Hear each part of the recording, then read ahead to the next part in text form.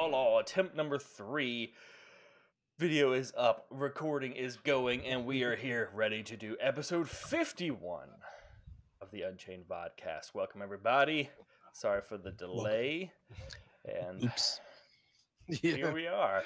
Today we're going to talk about keeping the community positive. We thought it would be nice to just sit down and kind of pick your brains as well as our own as to how, with a game that is so delayed, how we can kind of keep ourselves up, keep things going, keep things, I won't say necessarily super positive, but keep from getting down a horrible negative spiral. But not just while we're waiting for the game as well, but we want to go into talking about post-launch as well. How do we keep servers constructive, positive, avoid the cesspool that some games have become after launch? So, first things first, what is the issue with negativity in the first place? And it's negative. Yeah, it's just easier, especially on the internet. It's so much easier to be negative and growing up on that, and people just branching on it and starting their own soapboxes and just focusing on the negative, basically. Well, I think the internet's actually a good point to bring up, because on the internet, especially over text and such, I think it's a lot easier to read something as inciting or just angry than it is in real life, because you don't have nuance, you don't have everything. I'll be perfectly honest, sometimes Sacric says stuff in chat that makes me want to throw something at my computer, and because it's in text, I can't tell what, is he joking, how is he saying it, is he being snarky, and I read it and I'm like, you little like, really, do you have to bring that up right now again? But then when like we had the video the other week where we sat and talked with him and everything, and there's no issues with anything, because when you have that social context and you have the actual, the actual verbal cues and visual cues sometimes and stuff, it makes a lot of difference. So I think that's something you have to consider when you're talking to people in text. It's really easy for people to misconstrue what you're trying to do or what you're saying sometimes. On the same token, I've read many posts, as I'm sure we all have, from Mark Jacobs, who has, I would say, a knack for being very honest and blunt in the things he says to people that come across very much as being rather harsh for a developer of his status towards the fan base. Textual jokes don't work very well. So, but Well, it's like, somebody will say something like, well, what if you do such and such, and I don't like it in the game? And then he's just like, don't play the game then. And it's like, I'm pretty sure he's not entirely serious, but it really comes off hard.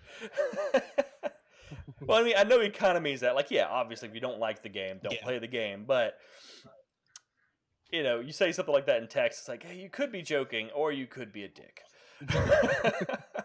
One of the two. I'm not really sure. Yeah. I think one of the issues is negativity can be contagious also, though. Very toxic. Definitely. It feeds into other people. The more negative any one person is, or a group of people, it just spreads, and it's difficult for other people to keep spirits up when some other people are griping on stuff. Especially since usually the more negative ones are also the more vocal ones. Sometimes, yeah. You get those bandwagons going, and I would actually say that CU has been, like, the CU fan base has been one of the better ones I've experienced in terms of that. Because I've been on, I've watched some game development where the vocal negative bandwagon is so bad, like, you can't even post on the forums, because you'll post and immediately like 10 people just bash the living crap out of whatever you said because they don't like it. I've seen a lot of that. I've admittedly played some World of Warcraft lately, and had to use the forums, and it's horrid. It's terrible. Yeah. Well, that's one thing I want to talk about, is what Sackers kind of just mentioned here, is I think that there has to be room for criticism. We don't want to just be Absolutely. sitting around being fanboys and yes men and going everything's cool and just sticking our thumbs in our ears. No, Sometimes I do stick my fingers in my ears and go everything's fine, but usually we don't want to do that. You have to give constructive criticism, and so I yeah, think it is important to consider how do you put out the criticism in a way that isn't overwhelmingly negative. And I think, as Sacrix mentioned, one part of it is trying to be fair. Give them kudos yeah. where kudos are deserved, and sometimes criticism is deserved as well. I think part of that extends to having more personal communication with the developers, if it's there, at least, rather Yeah. than opening up to the public stream of naysayers on the forums. While the intent of that post may have been directed to a developer or to the developers as a whole, everyone with an opinion now can see that and voice that opinion, and that Yeah. leaches from the intent of the topic. And I know, at least with CU, we have a lot of communication avenues with very Yeah. much of the crew there. A lot of them each respond very quickly. Brian, Max, Mark, Jacobs himself responds very quickly to most things. So Yeah, I mean, there have been some times where I have asked things very publicly, but there have been a few instances where there was something I didn't like, but I was like, you know what, that may be too negative to put out in public. It may affect other people, and so I just messaged someone privately. It was like, I'm concerned about this. I don't really want to say it in Q&A time where everyone's going to throw a fit. Yeah. But I would like some response to this. I do agree with Sacrix that I would actually say that being overly positive when it's not justified is actually not good negative either. in a way, because it's going to piss off other people. Not just that. It's like you're basically hiding from the devs that could benefit from the criticism. Yeah. Anything that could be improved. If you're not just being negative just for the sake of that, but you're actually giving constructive criticism, it's for the good of the game, it's for the good of the community, and people who are use that term in a very specific way, but fine boys, kind of, that basically CSE can do no wrong, is actually harming the game development and the feedback the devs get. yeah. Go ahead.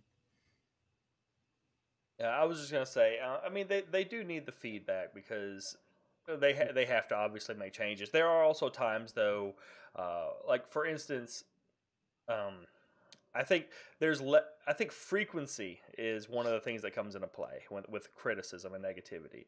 It's like once you've criticized something, you've put it out there. You've criticized it. Yeah. If you keep drilling the same point over and over and over again, at that point it's starting to go from just being constructive criticism to, I think, being more of a negative thing. It's like Rocket Mess said, if you have faith in the team, you do have to have some faith that they'll adjust things and make them fun.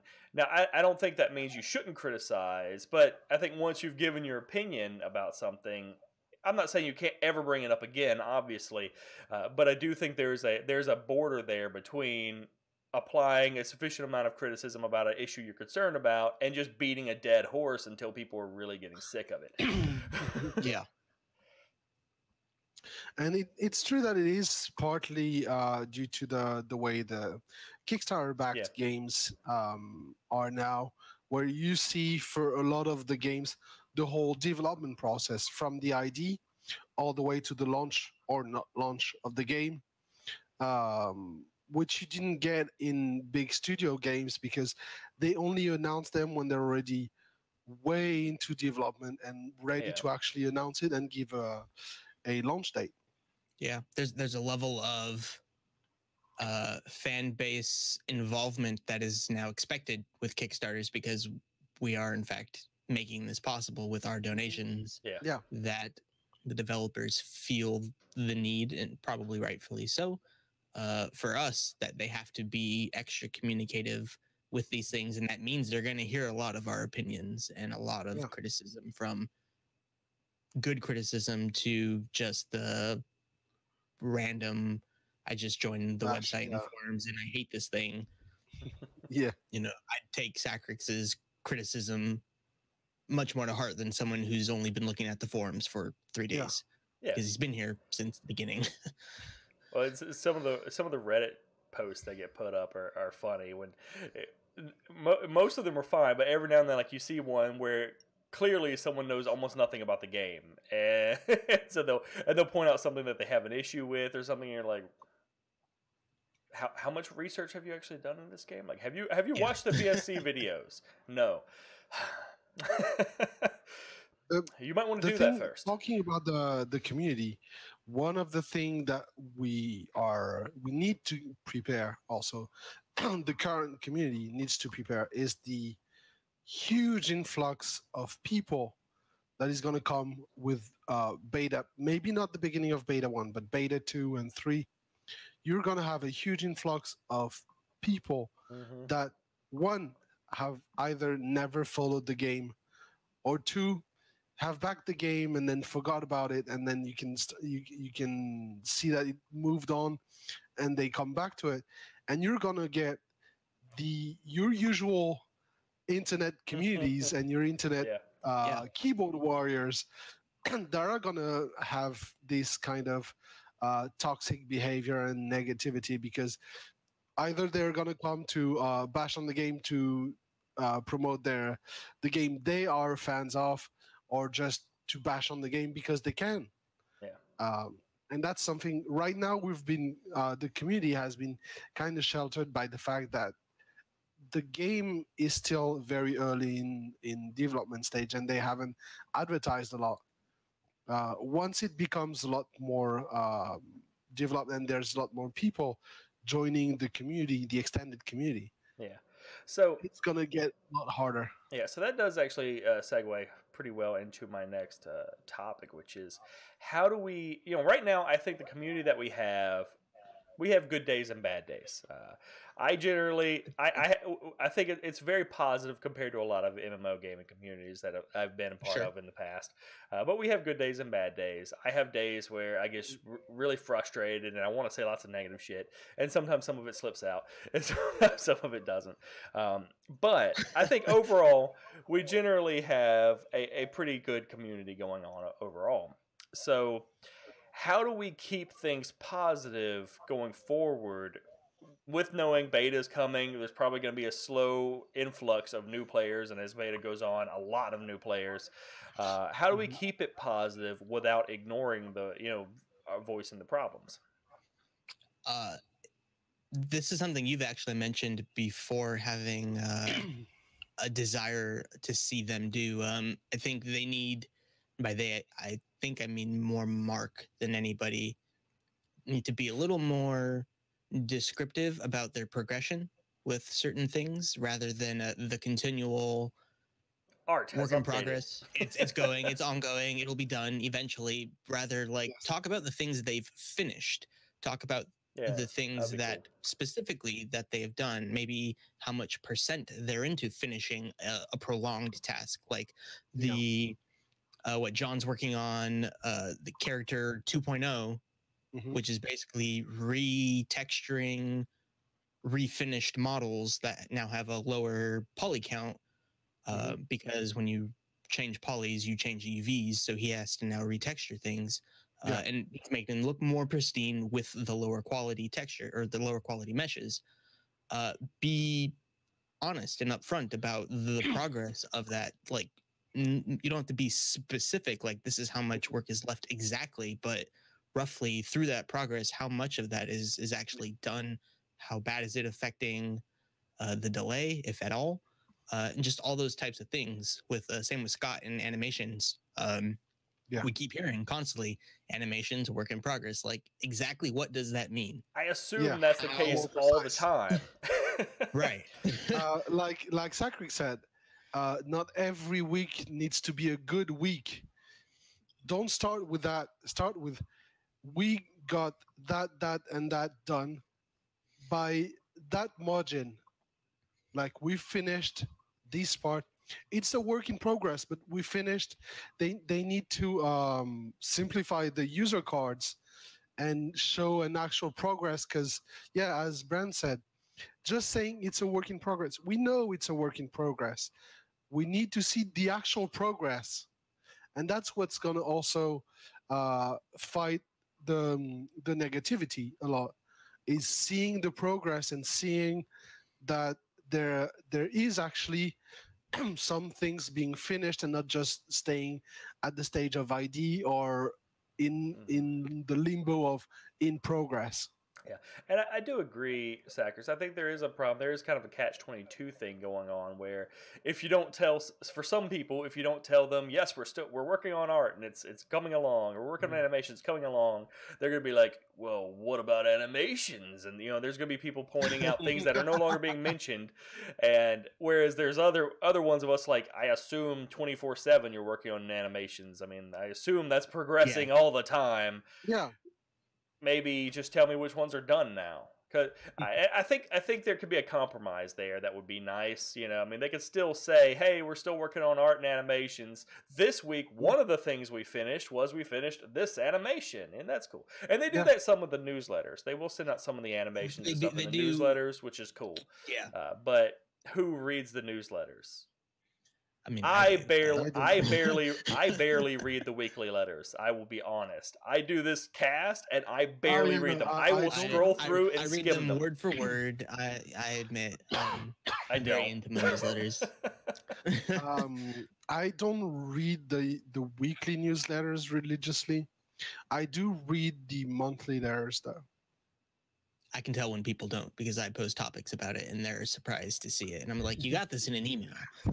I scroll through them to look for something that looks new or important, or they show a new like animation or something, and I'll check that out. But I don't read like the quote of the day and everything. I'm like, nah, I ain't got time for that. Whereas important details, okay, everything else goes in the garbage. I ain't got time. Yeah, the top 10-ish, I kind of listen to it, but not exactly follow it, because I already know so far it's exactly the same every week. It is, and I think that's also it's sometimes rather technical. Yeah, where people are like, "That's cool, great." What's that mean? What does that mean? That's me. I'm sitting here going, "What does that mean?" Try again in English. I get it, so it's fun for me to read, I guess. Yeah. I do think to get away from the wrap-ups a little bit, I do think some of the things that we can do also is just trying, of course, not to be too emotionally invested. I mean, obviously we are, but I mean all the time. Because one, you just have to remember the developers are people. They have feelings, they have issues, they have problems, they have flaws.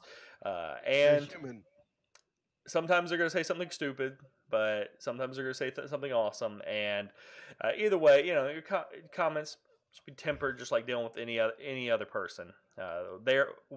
We are not their bosses.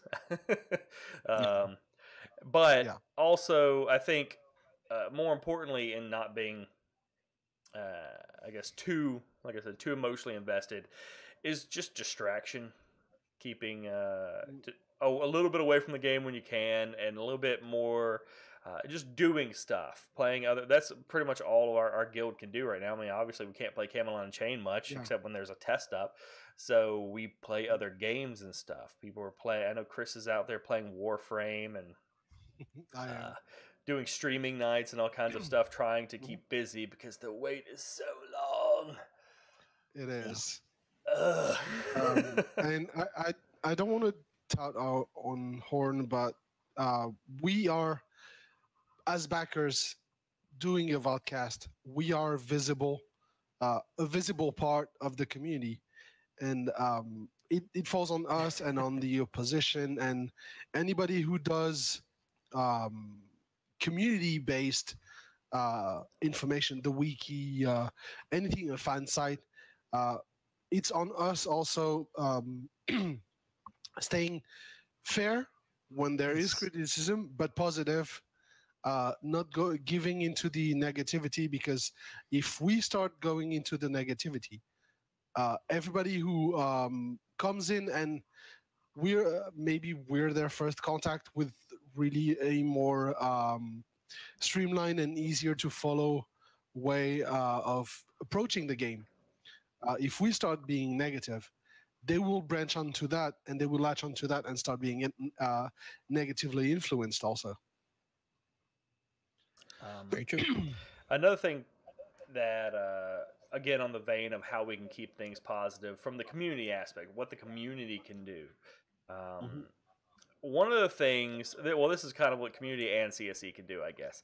But one of the things that have been going on, this isn't, I guess, a new thing, but one of the things that's been going on that I would like to see more people participating in when possible, because I think this is actually a force for good in the community's disposition, are the contests.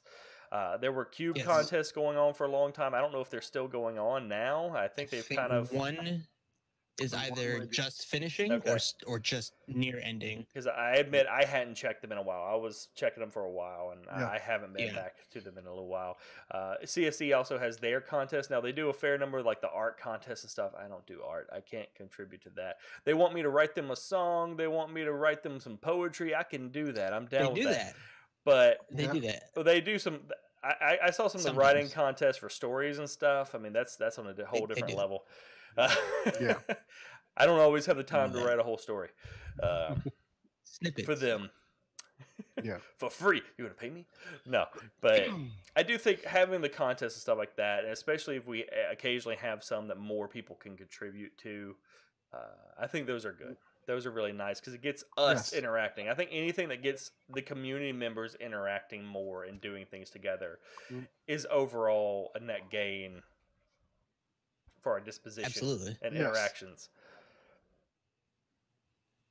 I think, I mean, going on that, I've been, I wouldn't say preaching, but I've definitely been a huge advocate for them starting to ramp up their visual presence outside of the office, doing cons and just other kind of meet and greets even. Yeah. I think that would totally help and take everyone a step back, maybe a little bit from thinking about the game to just talking and interacting and becoming friends while still having some of that little chit chat about the development of the game. I've been to several of those with other games, and they're usually very fun.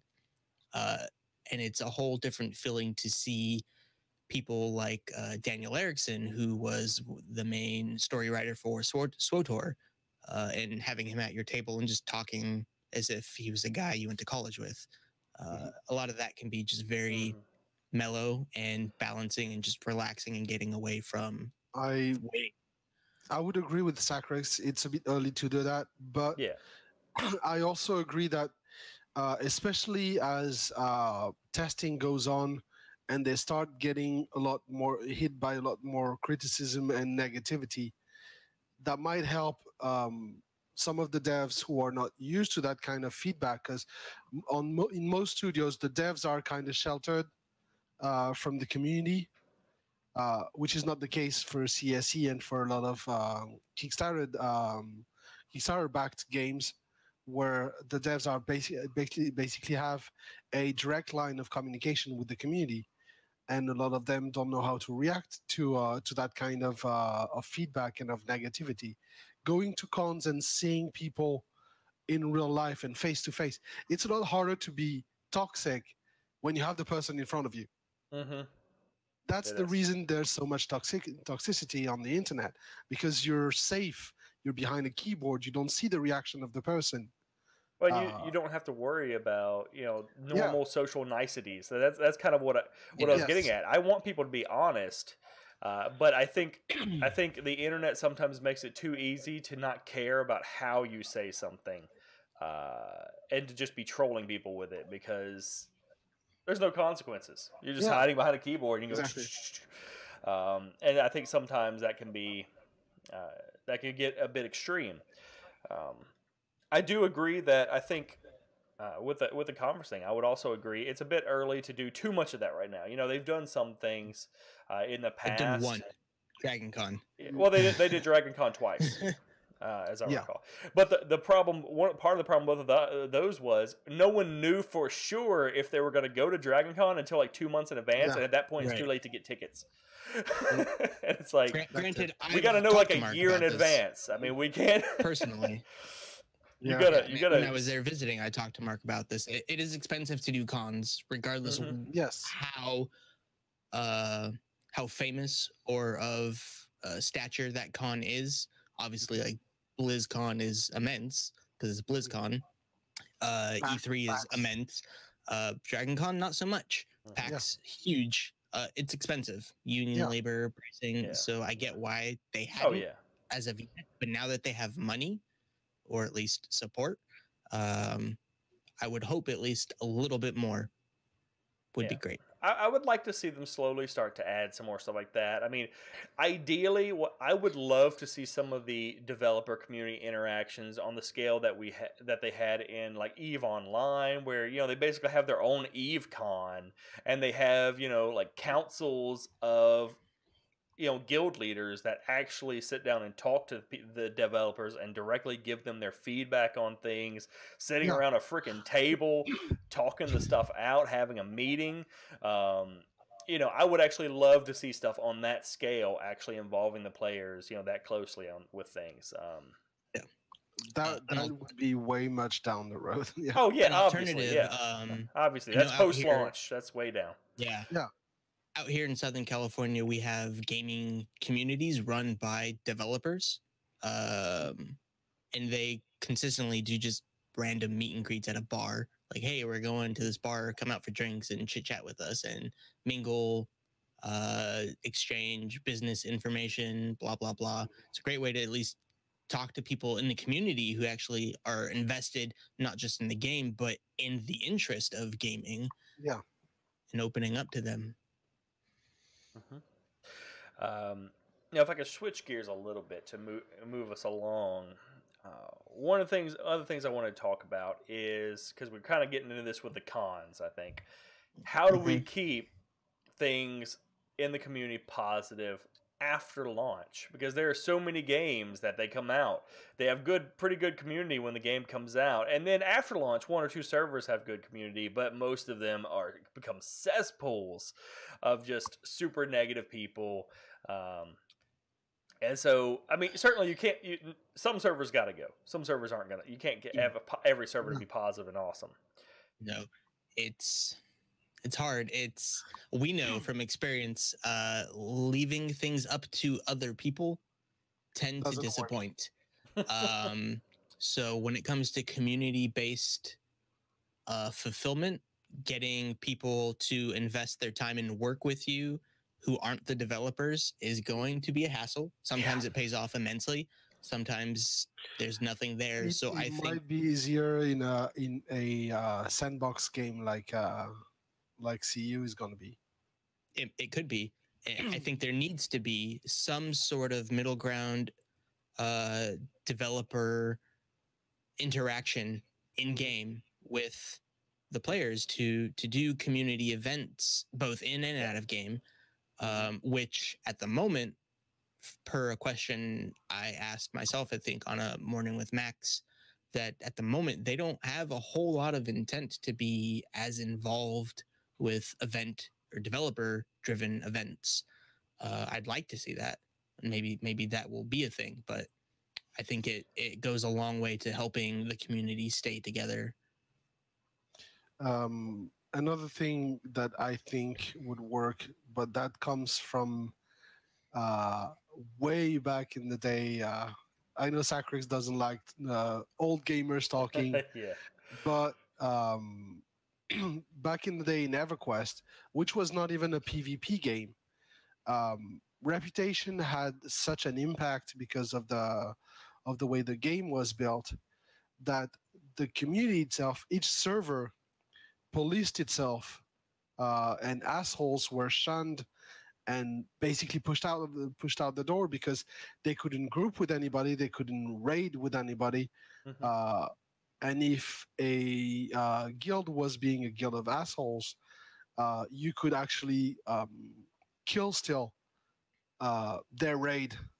Like guild would make alliances to prevent any guild that was flagged as a guild of assholes of accessing any content. And in the end, they would switch servers, either redeem themselves or switch servers. It's much easier in a PvP game where you could actually just say, yeah, this guild is full of morons. Let's just focus on them for a week and just destroy everything they have. Yeah, I do think the idea of guild game server Discord servers is a good one. I do think that's a very, with how Discord runs now and being relatively free, I do think that's an eventuality. I mean, some servers are going to just create their own Discords and they're going to run those, and that could potentially be a really good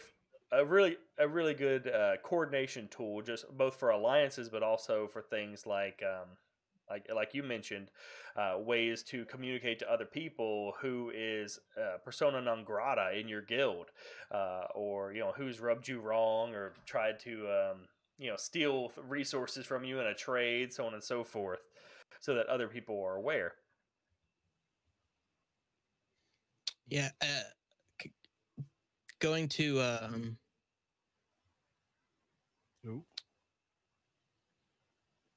hello. Yeah, what?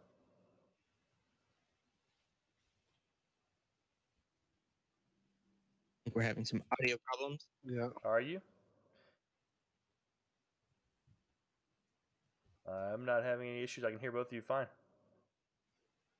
You're both very robot-y, yeah.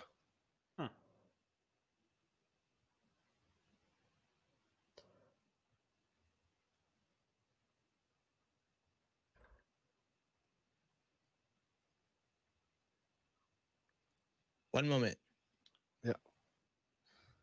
Okay. You're both coming through fine on my end.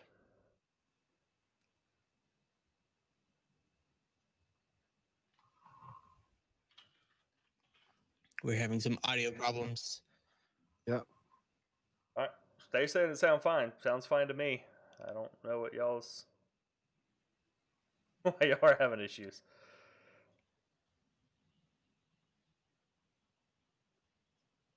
I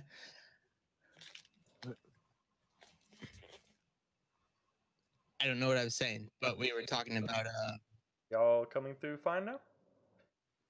Nope. Yeah, no, we're hearing ourselves here. Huh. And it's very robotic. Yeah. Checking my audio settings real quick. How is our audio? Yeah, how's our audio for you guys?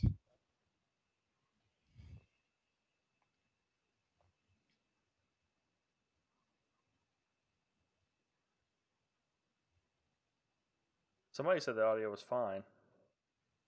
Sync seems fine.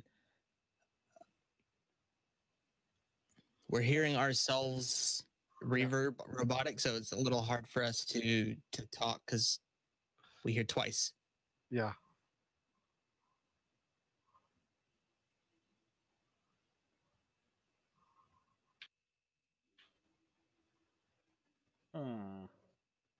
I'm looking at my audio settings, make sure it's not me having issues again. Yeah, listening to the stream does not work because the stream's like 15 seconds behind. That would be a very awkward conversation. And yeah, the stream is fine for me also. That's weird. Yeah, stream is great. Just talking in our recording program, we're getting duplicates and doubles, which makes it hard to really push forward. See. All right, try talking now and tell me if you hear duplicates. No, I can still hear it. Oh, might have been fixed. That's better. Yes, much. All right, my microphone was off, so something from my end is doing it now. I have not changed any audio settings, so interesting. I do not know what would be doing that. Let me take a moment here to see if I can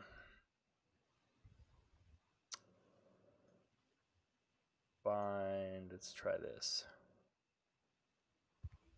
All right, can you still hear me? Yeah, I can still hear your roboty like earlier. Give us a moment as we fix this, everyone. Okay, you're still hearing yourselves? Yes. Yes. Okay, well it's And recording robots. directly off my microphone now, so I'm not using voice meter at all. Turn it on and off.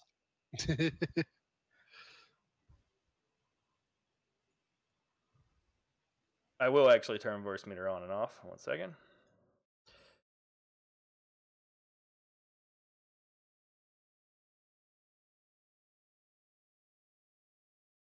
There we go. Sometimes voice meter likes to be a piece of crap. It is back on. I know, right? All right, where's the microphone setting in up here in? I haven't seen it in a while. There's a thing to set your microphone, isn't there?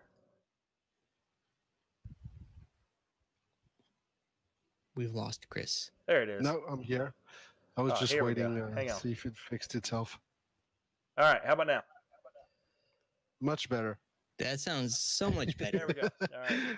Very. I don't hear the robots trying to take over All right. the stream like they were last year. Yeah. I changed no settings, so I don't know why it suddenly decided I'm going to go robotic. But It's All not right. April 1st yet. sorry so- about that. Sorry, guys. I don't know what. Ever since I told you, ever since I installed my Vive, I have been having so many weird audio issues on my computer. Just weird. You crap. know what I think about VR? You know what I think about VR? Anywho, That is Proves too much to talk the about hell in are this we episode. talking about now? What were we? Can you ask your question again? I was about to say something awesome in my Yeah. mind, and I don't know what it was anymore. We were talking about working together, Discord channels. Yeah. Yes. Union Discord events. I channels are- remember. Ah, I remember. It was about recognition for those who display and show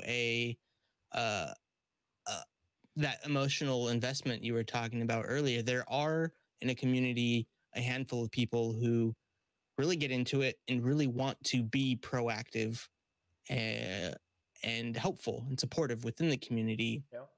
And I see a lot of that go to waste in other games. And I think if CSE could somehow, not through the founder system, but through just almost like they have the Builders Brigade and whatever that other one is. And the mods.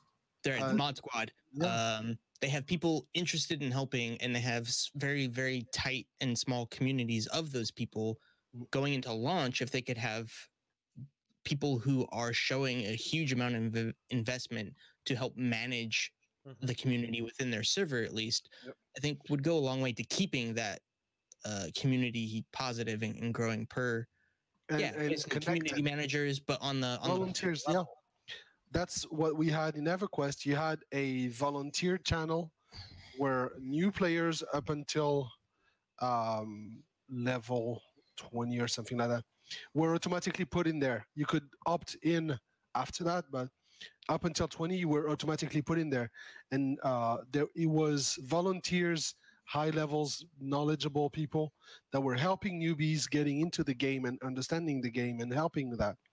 That's something that would be beneficial for the whole community because it keeps the involvement of the community itself, or at least a number of them, and helps integrate new players into the community in a more positive way. I think that's a good idea, not just for having like community managers and such, but also just having the developers. Again, it kind of comes down to interaction with the community, but having the developers acknowledge some of those people that are doing things. And I don't even mean necessarily having to be like all the time going around going, good job, other guild, we're glad you're making these cool videos and stuff. But more so like, you know, having like a page or something on their website or forum or topic or something where they go, hey, these are cool community contributors that do stuff. And, you know, they have those available and everything. So just to show that they're aware you're making things for the community. That's kind of a cool thing. And on Not the self-serving at all. that's post-launch also, but Yeah. on the server page where you have the list of servers, you should have a link to each Discord server for each server for this community. Absolutely. So people can just join the Discord server right away as they create their character on that server. I am not so much, but used to be a rather big like Pokemon Go player, and the community involvement in that game out here, at least in Southern California, is just so large. Each county and city kind of has their own group of people who are immensely interested in the game and who have their own Discords or Facebook chats or whatever, and they do get-togethers and do all sorts of things together regarding the game. And it's really interesting to see how that happens through different cities and the people that come together to try to manage a community who's interested and support that kind of thing. The rest of us are too spread out to do that crap. Yeah. Right? But it can happen. I've seen it happen for a game like Pokemon Go, of all games, like people coming together and really being invested in this mobile app game about Pokemon, of all things. Like, why can't a game as growingly popular as Camelot Unchained is do that also? We need a few more people first, but that too. But I think that is kind of the key to it from the community aspect, is having the handful of people and guilds that take the leadership positions that, they're not necessarily getting, they may get some kind of acknowledgement from CSE or something, but by and large, they're not getting rewarded for it. And they're not doing it because they want game points or whatever, but more so people that are willing to shoulder that work and actually go forward with organizing people and trying to keep things positive and keep things set up. I think that's one of the issues we have with Star Wars The Old Republic. And y'all kind of hinted at it earlier, talking about, well, you try to organize with another guild, and it might work out, it might not. We had so many problems with that because no one wanted to get off their ass and do anything. Yeah. We're just like, can we get together and do some stuff? And they're like, yeah, sure, let's do that. And then 3 weeks later, you're like, hey guys, were we gonna do the thing? And they're like, yeah, we'll reply to your message in 3 weeks. Yeah, we can't be bothered. Look at what happened in ESO also. When we got together with guilds of each faction to try to get a really competitive campaign for the PvP, and half of the guilds bailed out and just joined the random campaign and servers at launch. It's hard to organize a lot of people that are not in your community. I also think a part of it is the servers. I do actually think one issue is having too many servers.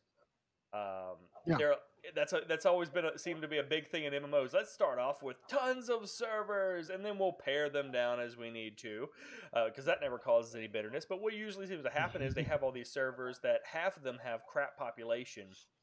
And new players never know where to go. They come out there and they're like on the forums, what's a good server to go to? Because there's 15 get all the servers. trolls telling them to go to that server. There's like 15 servers and half of them are garbage. There are a lot of reasons why that's a bad thing. Yeah, and I understand it's hard to figure out. It's a hard thing to prevent. I mean, how do you know exactly how many servers you're going to need? But it kind of is, and I think it kind of also communicates and transitions to my next topic, which we've hit on and off again. What can CSE do to keep stuff from going so bad, as it has in a few other games? Most of the time it doesn't go that bad, but as it has in a few other games, I think the number one thing they can do is produce a good game. Well, when you give us a shit game, people get mad. If they can land that, a lot of the other things that could go bad just won't even exist. Exactly. So. Keeping a line of communication with the community. Basically not changing what they're already doing. Well, they won't be able to do exactly all they're doing right now when the game launches and the community is bigger, when people are actually busy playing the game rather than going to streams or things like that. But making the community feel listened to. When there's problems, being proactive and reactive, like Warframe. Warframe, whenever there's a problem, they communicate about it. And if you encounter a problem personally in your game, you get a bug or anything, they're extremely reactive in their customer support and very willing to not just being by the rule, but like, for example, once we had a bug, we lost all the rewards for a quest.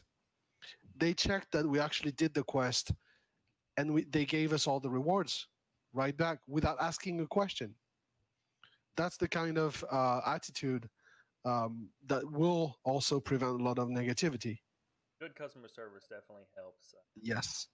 Because there's nothing that irritates me more than submitting a ticket for something and not hearing anything back. Even if they fix it and you don't get any kind of response or notification or whatsoever, it's just really freaking irritating. You report something and you never get an update to the ticket you sent in. You're just like, oh, it just throws into the void, because it feels like even if they are addressing it, it feels like they're not. Yeah. And there's some cases where they can't respond to things, but yeah, of course. But for the most part, I do think the regular info and the communication is important.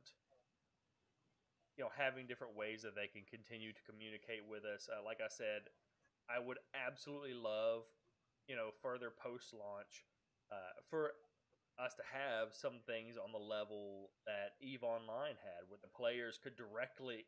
So not all the players, but some of the key top guild leaders and players in the game can directly sit down and talk with them. Even Star Wars did it once. Yeah, once. The guild thing call where it that.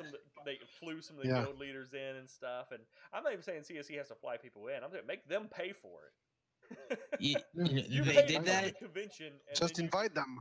And you talk. They did that, and all they got were questions of, when is this happening? You promised this. Yeah. Well, that's because they promised a bunch of crap they never gave us. Right. But also, So- you got to look at who they invited too. I mean, some of the guilds they invited, I was like, why did they invite this? Who are they? That is true. But with that, and what they were talking about in chat is hold true to the things you promise. Like if Yes. you started this Kickstarter with these beliefs and people backed it for these reasons, don't ignore those. Like don't throw those to the side at any point. Oh, I agree. I think one of the biggest causes of player rage is when you have a foundational concept or something that the game is built on, or the game started with, and you then the don't developers follow it. decide, we don't like this system anymore. We're just going to get rid of it. We've decided this class doesn't work anymore, and we're completely redesigning the class. And everyone's like, but I liked this class. I think our last episode, I was ranting about my Star Wars: The Old Republic Darkness tank, and they keep decreasing the durability and increasing his damage, and I'm like, Hank, the hell are you doing? Yeah. Worst offender of that, I think, is Blizzard in World of Warcraft. If you were to, they're exactly who I was either thinking of. you were to start playing now, you'd be like, the heck is this? This isn't anything that I remember. It's not just subtle changes, it's complete overhauls of systems that really annoy people. Repeatedly. Like, it's not even like, oh, we did it to that one class. It's like, how many times have you completely reinvented the fighter? Warrior just, it's like 3 incarnations in at this point. That stuff really ticks me off. I don't like it. Makes me very cranky. One of the things that I think they can do, hard to hear me now? Just scoot in. You're good. Huh. Yeah. Yeah, turn my microphone up some more. All right, let me know if that's any better. Yeah. But one of the things that I think I did switch out my volume settings a little, make them work better. So dial it up more. One of the things that I think they can do is, like I said, I think one of the current things that are cool are both like the player run cube contest, but also the CSE run contest. And I would like to see if there are places for those to exist post launch. Not necessarily the same things, but different types of contests that can come up. You know, screenshot contests, video contests, and things to help continually hype up the game and promote it, but also just fun ways for the community to interact. I think they totally could do that, as well as not just contests, but actual, in the case of Cube, with the Builders Brigade, at least. The integration of their cooperation and teamwork, and actually, let's say they're like, hey, build us Camelot. And what they come up with, approved by CSE at a certain point, becomes Camelot. And they designed what that is. Granted, there's some advantageable issues there for PvP if they like that at all. But that would be immensely cool to see and be part of, is that they got to, people like Necromaniac and Swazi got to be a part of building the thing that this game has been named for. And yeah, I agree with Sacrex also. There, just because we followed the game early doesn't mean we have to be the ones who are important for the community. I would be more than happy to see people jumping in the game and becoming prominent contributors to the community and to the game. Absolutely. I get tired. The more, the better. Yeah. After a couple of years, I get tired. I'm old. God, I'm old and tired. Somebody else do stuff. Yep. I just want to stab things. Somebody else do stuff. Working on this too. Go to the videos. I'll go play.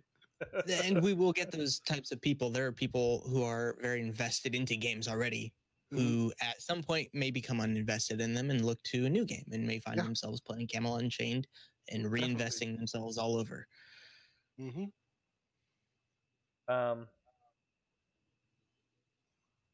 So I guess now that we've kind of wrapped around, I did want to kind of close off with, now that we've talked about some of the issues and different ways that we could perhaps combat types of props up in other games, what would you say is your biggest concern as a biggest potential cause of negative community? The fact that it's a PvP game and that it gets people salty. True. So there will always there will always be some negativity due to the nature of the game. I think it'll either be faction balance or just combat balance as a whole, with as many classes as they propose down the line, not just the ones they've talked about having at a certain point. Faction balance is, for a tri-realm PvP game, extremely important. And if any server that doesn't have that will have some negativity, most likely on the side of the lowest balance or the lowest faction count.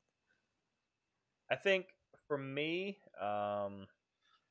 it comes that one of my biggest concerns, which we haven't had as a real issue, PSC by and large, but there have been some minor issues.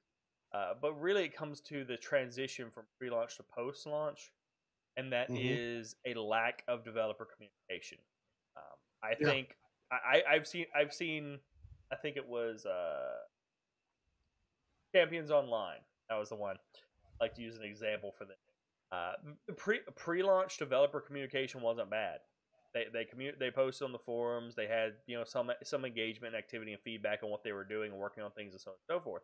But after the game launched, it all died. Like, it went from like a moderate level to zero. It was just bam. It's like the game was out and they went, all right, game's out. We don't have to talk to you people anymore. And the rapidity with which the community went so negative. And I was one of them. I went salty as hell. I was so mad about it just because you could not get anything from them.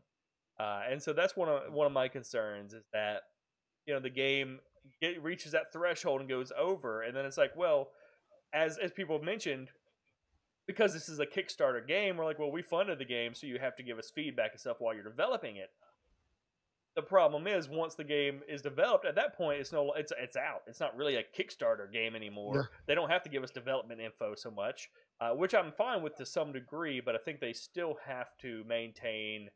I still want them to maintain a high level of communication in other ways, because otherwise, I think people can get very negative off the lack of interaction.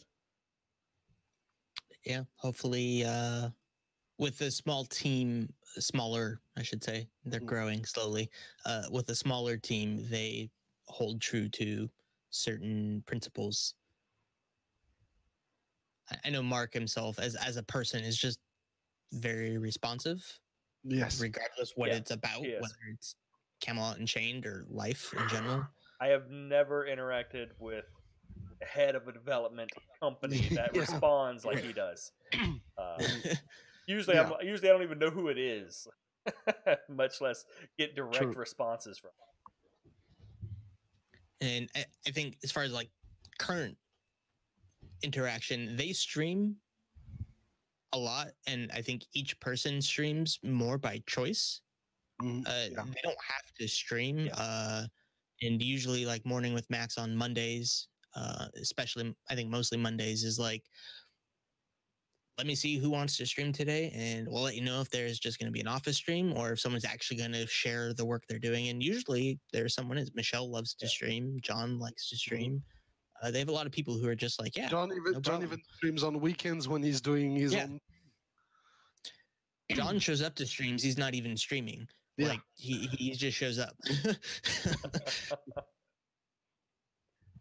I do think overall it does come down to the game being. Yes. If the game's fun, that cures a lot of problems. I think to a certain degree, the salt and the negativity in the community is a sign of problems, by and large. Yeah.